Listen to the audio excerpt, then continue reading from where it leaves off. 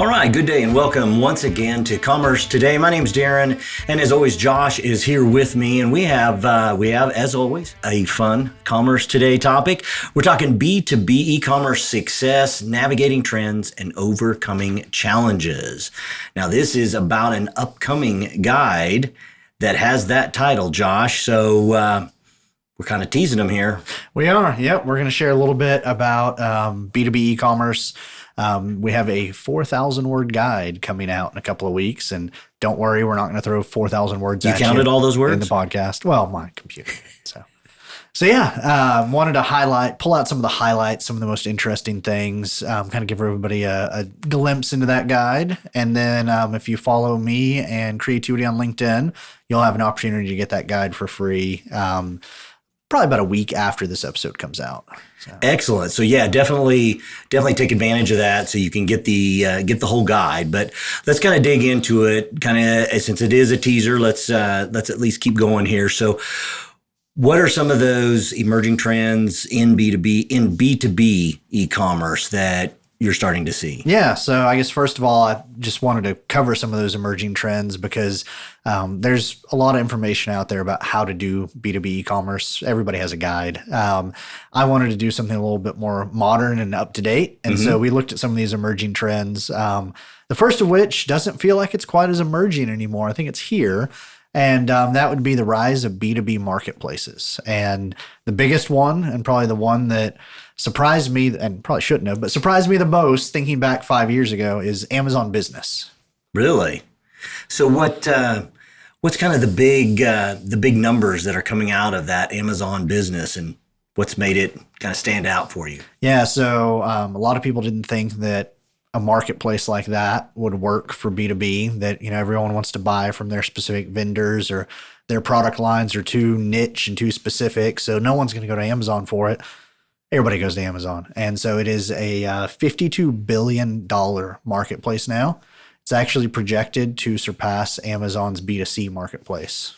Interesting. Now, are there any specific challenges or any specific opportunities that people need to be aware of here? I know we've talked about this through some past episodes as well. Yeah, so we talked about this through the lens of B2C, but some of the challenges are real similar for B2B. Amazon does have their requirements as far as product data, product images, etc. And still, even in 2024, I find a lot of B2B brands struggle with having unique high quality images for all their products. And so that can definitely be a challenge at times. I think the biggest challenge though, for most B2B brands in embracing Amazon Business is being open to it. It's actually more of a internal resistance to change and a thought of, I don't want to give this data to Amazon. I don't want to go to Amazon. I would rather keep it all on my own website. But you got to realize you got to go where the customers are, and B2B buyers are on Amazon. They have built it and they are coming. Well, one of the next trends that looks like you had seen, which is kind of a little bit of the alphabet, B2B to B, I'm B2B to C, basically that direct to consumer sales. Tell me a little bit more about that. Yeah, so this is when a B2B brand also starts selling to consumers, can be on the same website or on a different website. Really, this is something, again, we've seen for a while, but it is really taking off now. I think I saw a lot of these projects, some time ago, just because I started with the Magento platform, and Magento has always been well known for being able to serve a B2B site and a B2C site all on the same instance. But we're seeing this beyond the Magento world. We're seeing this throughout B2B e-commerce now. It is challenging for some brands to offer B2B to C. Usually the challenges I see are in fulfillment. B2B brands, typically their warehouses are set up to ship pallets. You're shipping freight loads. You're not shipping individual items. You have to start breaking those pallets, figuring out how to ship smaller orders. Sometimes, they don't have a good FedEx contract, for instance, for shipping small parcels because they're doing everything via freight. Yeah, that's got to be a huge challenge. Well, definitely tune in and check out our guide for more examples and more things around that B2B to C implementations. So one of the other ones that you found here was integrating value-added services as one of the major trends. And I know we've talked a little bit about this as we've gone through. So tell me a little bit more here? Yeah, so basically, this is just offering repair, refurbishment, and other services through e-commerce platforms. There's actually an example we give in the guide of a company that serves and supplies hospitals, and so there's even some certification and safety value-added services that they offer. So this is basically through your website offering those services. So you're no longer just selling the products; you're also offering the service. This obviously could be a new source of revenue. It also keeps the customer coming back to you instead of going to someone else. So you're kind of reinforcing your brand with them. We actually do have, like I mentioned, a good example in the guide, and can already kind of hear and feel a lot of people out there saying, hey, my B2B brand, we don't have the capabilities to offer these kind of services in-house. We don't have an install team. We don't have a repair team. There's actually been some interesting ways through partnerships, joint ventures, and things like that we've seen B2B brands add these value-added services. Well, yeah, almost the Ubering of adding those services and making it demand generated there.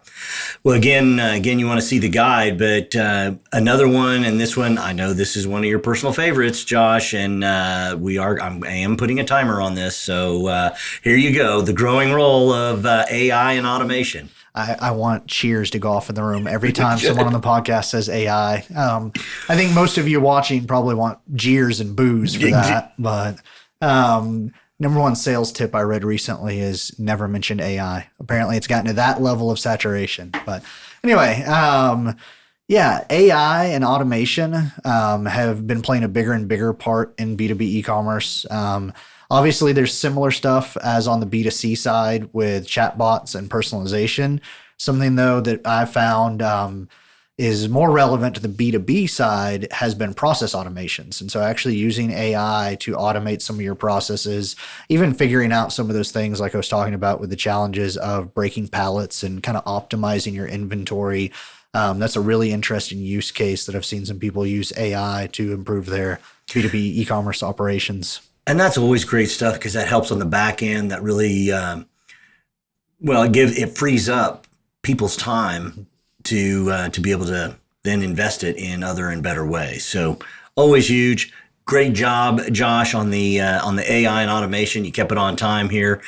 Well, as we kind of wrap it all together in a way, this guide, what are your, let's call it 3 to 4 key takeaways that you want people to make sure they get from this? Yeah, there's really 4 sections of the guide that I feel like are the most relevant, most helpful. And some of them, like we talk about so often, it's simple but not easy things. And so the very first one is understanding what your business needs. So before you go into either launching B2B e-commerce or replatforming to a new platform, you would think that it didn't have to be said to understand what your business needs. But no, I've seen so many people jump straight to, I'm talking to platforms, I'm talking to agencies, I'm getting the sales pitch, I'm comparing the features, and they don't stop and think, hey, are we in one country or in multiple countries? Do we need to integrate with not just our ERP, but are there some, key clients that are going to expect to have EDI capabilities with our new e-commerce site? Like just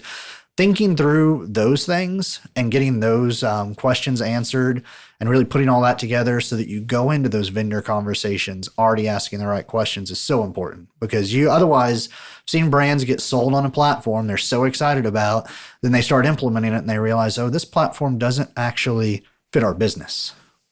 Yeah, important safety tip. Very, very important. So something else that you just spoke of and kind of leading into is selecting that right e-commerce platform. So as another key takeaway, tell us about that. Yeah, so finding the right platform is so important.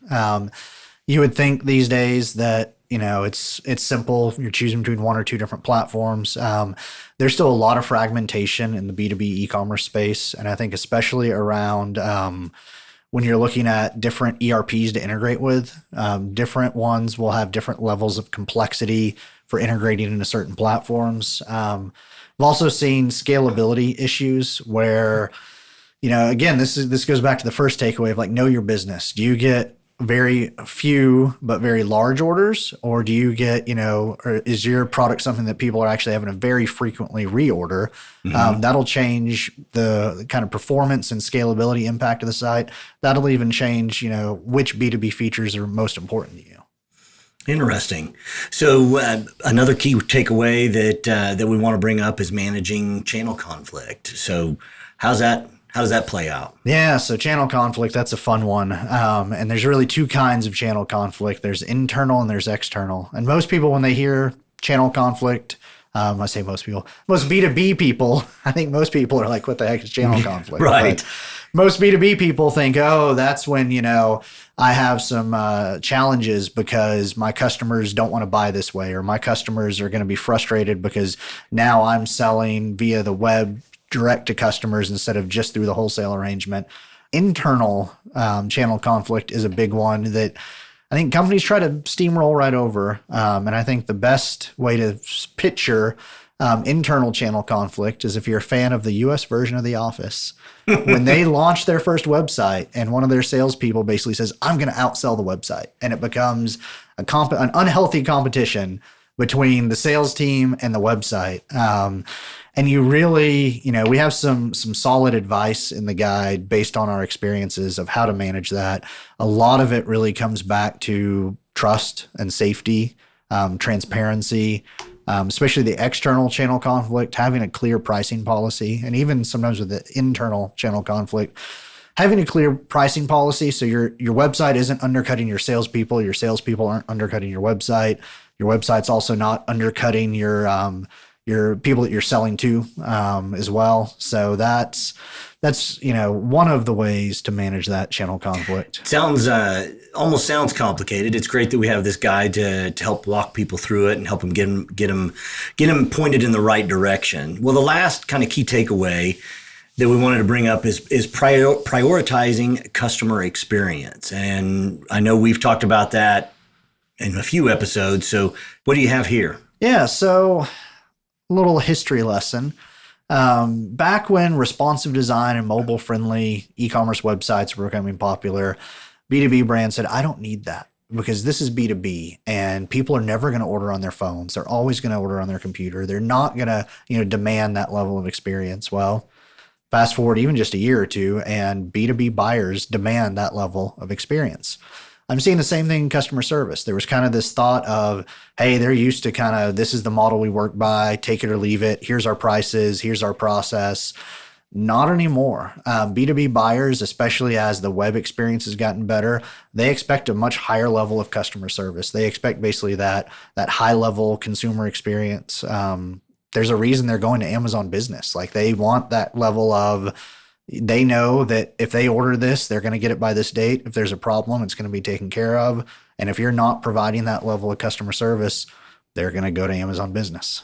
Well, and being able to have that personalization as well as the value-added content that's there, it all brings that together to prioritize that customer experience. Well, as we kind of close up this episode, just overview, want to remind you, definitely reach out and be looking for the Navigating B2B E-Commerce Strategies for Success. This guide that will be coming out will be available. Josh will have it on through his LinkedIn as well as Creatuity's LinkedIn, and these are all in the show notes so you can grab these different links. So we definitely want you to take advantage of that and be on the lookout. Grab those key pieces. We definitely want to invite you if you're having any kind of e-commerce challenge or are looking to launch any new initiatives. We would love to hear from you. Be able to bring that up into one of our Commerce Today podcasts and share your experiences and what's going on. So as I wrap it up, Josh, what's some last thoughts? So I would actually like to invite our listeners. We are starting to look for guests. I know that y'all love hearing from me and Darren, but you would love hearing from some other people as well. So we've had a few episodes where other Creatuity employees have been on the episode. We're looking to have some people outside of Creatuity now as well. So if you're working in e-commerce, solving some interesting problems or want to even sound out and brainstorm some interesting challenges you're facing, reach out to me. Would love to set up an episode with you on it. And if you're in the Dallas area, you can come by our lovely but small studio, or we can record remotely. So would love to get some of y'all on the podcast. We can accommodate however we need to. So as always, we really thank and appreciate you guys tuning in. Definitely like, comment as appropriate. And as always, we look forward to catching up with you next time. And one last real quick, make sure subscribe to our Commerce Today podcast. That's one of the key things that'll help us out, helps us know that everyone's out there listening. So again, thanks a bunch. We look forward to catching you next time.